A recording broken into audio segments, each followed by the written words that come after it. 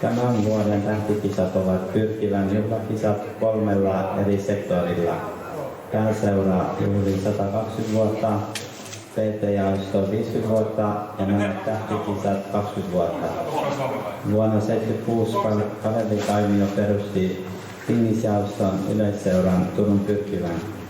Alkuvuosina toiminta keskittyi vahvasti junioritoimintaan. Heti alussa Jan Seuri ja Kalevin tyttäret Johanna ja Heidi menestyivät hyvin kansallisella SM-tasolla. Vuonna 1979 seura voitti ensimmäisen Suomen mestaruuden naisten B-luokassa. 80-luvulla Pyrkivästä tuli Turun seuran suurin tingiseura. Seuran kaikkien aikojen parana saavutuksena voidaan pitää Johanna Kaimion menestystä vuoden 1991 MM-kisoissa Japanissa. Naiset sijoittuivat joukkueessa 14 sijalle ja Johanna pääsi kaksinpeleissä 64 parhaan joukkoon. Tämä jaosto on edelleen aktiivinen ja pelaa eri sarjatasoilla.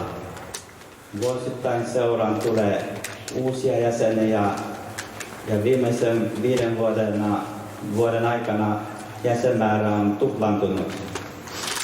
Tällä hetkellä seurassa on 170 junioria ja aikuispelaajia. Vuonna 2007 järjestettiin ensimmäiset tähtikisat Alpassa. Kilpailu on ollut tärkeää Pyrkivän toiminnan jatkuvuudelle. Kilpailut sekä muu seuratoiminta ei onnistuisi ilman pelaajien ja taustajoukkueen tukea, joten iso kiitos kaikille.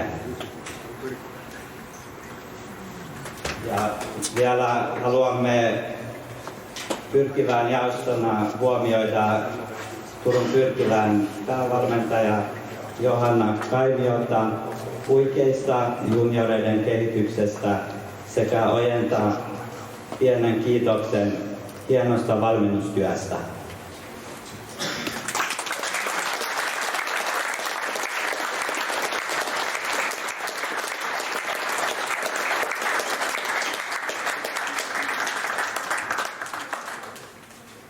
Kiitos ja pelit voi jatkua.